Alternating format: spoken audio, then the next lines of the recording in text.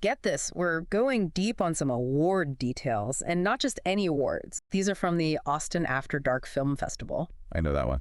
Yeah, they show like those films that get under your skin a little, genre films. Right. So this film we're looking at, called Good Girls Get Fed, won the award for Best Proof of Concept.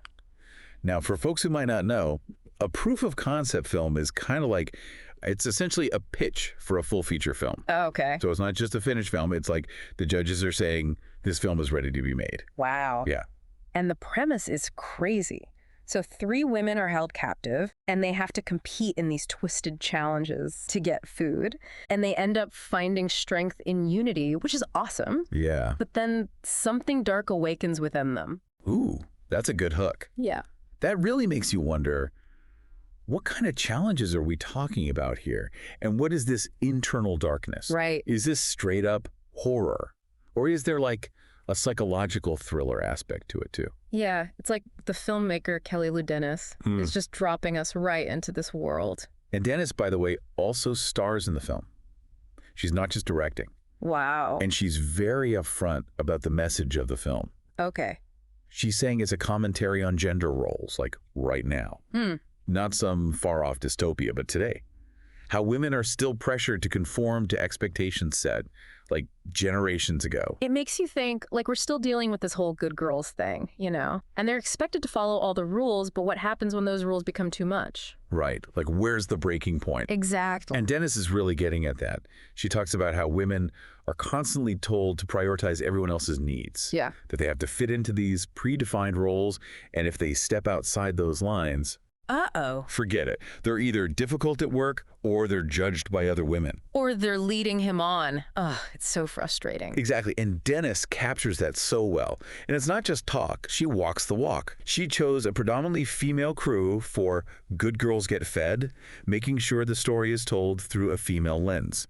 So costumes, makeup, music, production design, even intimacy coordination. Wow. Now, I did read that the cinematographer was male, right? That's right. And Dennis specifically chose a male cinematographer because she wanted to frame all that female energy and creativity within that traditionally male perspective. Oh, that's interesting. Like, she's deliberately flipping the script. Exactly. Making the audience see things in a new light. And from what we know about the judges' reactions, it seems to have really worked. They were completely engrossed in the story. And that's what's so powerful about this film. It's not just technically well made. It's got this thought-provoking message. It's potentially something much, much bigger. They said it was ready for theatrical release, like, now. Right now. Yeah. Which, for a proof of concept film, that's unheard of. They must have been completely blown away. Absolutely. And it wasn't just the quality of the film. It was the message. Yeah. The conversations it could start. And that makes Dennis's statement about gender equality taking another 100 years even more impactful. It's not just a fact, it's a challenge. Like she's saying, we can't wait that long. We need more, and we need it now. Yes. And you feel that urgency throughout everything we've learned about Good Girls Get Fed. Yeah. It's clear Kelly Lou Dennis isn't just making a film, she's starting a movement. So it makes you wonder, if being a good girl means following the rules, what happens when those rules become too much to handle? And what happens to women when they break free? Is there like a new kind of darkness they might have to face within themselves?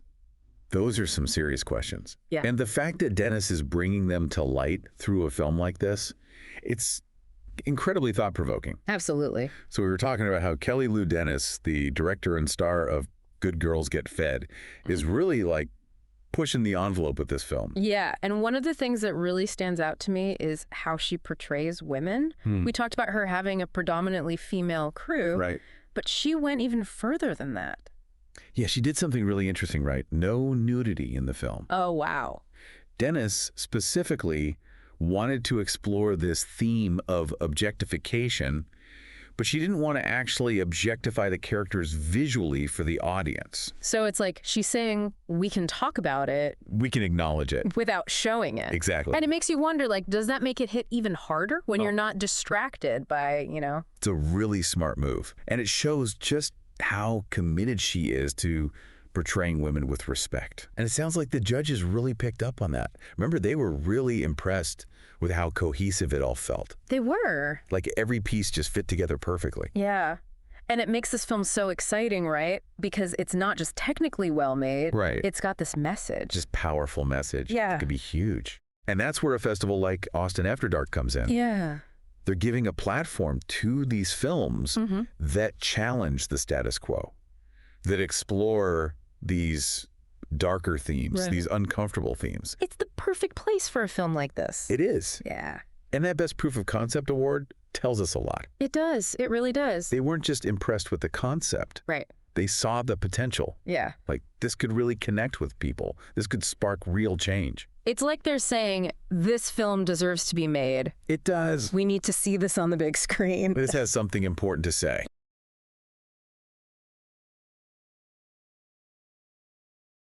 Are you submitting your creative work to film festivals?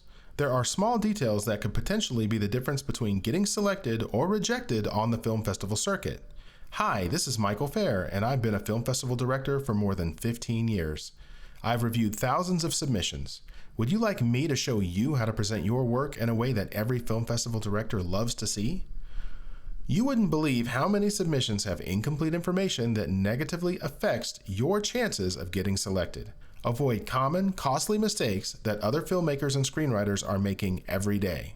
Before you spend another dollar on submission fees, you should purchase the Film Festival Submitter's Handbook, now available on Amazon in paperback, ebook, and Kindle formats. Click on the link in the description of this video and order a couple of books today, one for yourself and another for a friend who is ready to start their film festival submissions journey. Thank you.